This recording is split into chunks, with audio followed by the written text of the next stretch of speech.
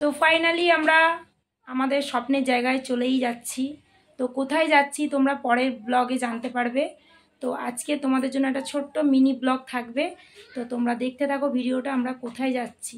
Please welcome to my moms channel Puja's world. তো দেখতেই পাচ্ছ আমরা রাস্তায় বেরিয়ে পড়েছি। তো বেরিয়ে এখানে বাসের জন্য আমরা দাঁড়িয়ে আছি। আর ওখানে আমি একটুখানি দোকানে ঢুকে চুল আঁচড়াচ্ছিলাম, সেই টাইমে আমার মা ভিডিও করছিল। তো বলতে বলতে আমরা বাসে উঠে পড়েছি। বাসে উঠে এখন চলে যাচ্ছি।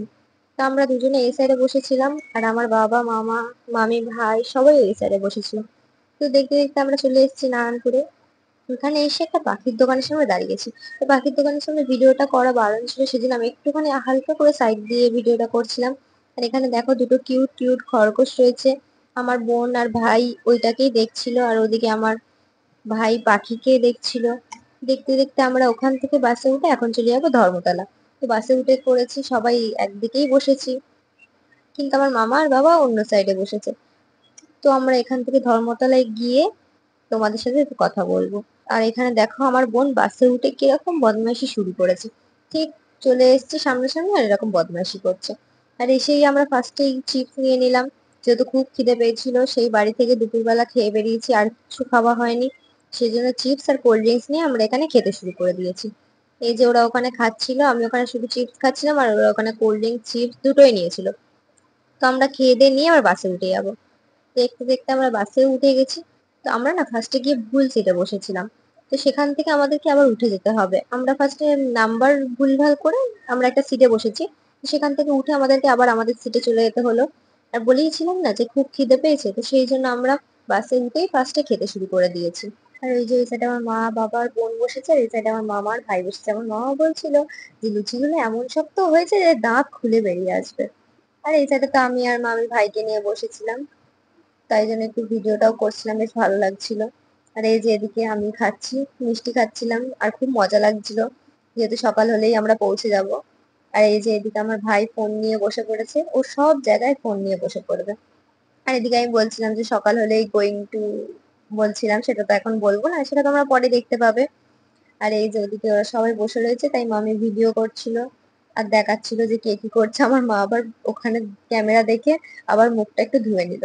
আর এই যে এখানে সবাই সিটে বসে পড়েছে যে যার, আর আমরা এদিকে আবার একটু ফটো তোলাতুলি করছিলাম, আমার মাও ভিডিও করছিল। আর এই যে বাসে উঠেই মা মেয়ের ঢং শুরু হয়ে গেছে।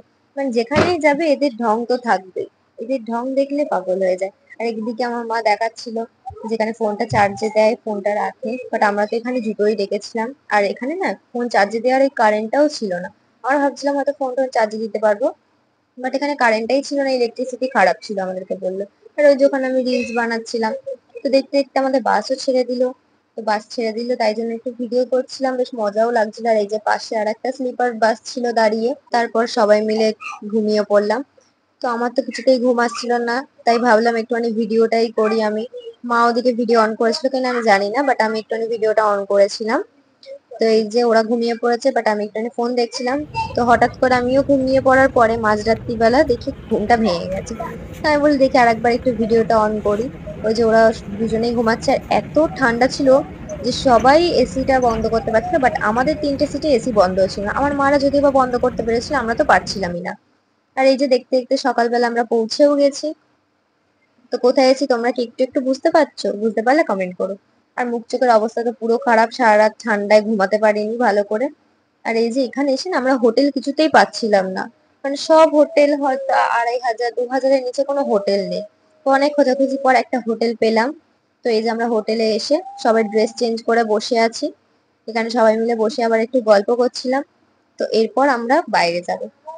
তো দেখো কোথায় চলে এসেছি, ফাইনাল চলে এসেছি আমরা দীঘায়। আজকের ভিডিওটা এই অবধি। ভালো লাগলে like, comment, share and subscribe করে দিও। দেখা হচ্ছে দীঘার নেক্সট ব্লগে।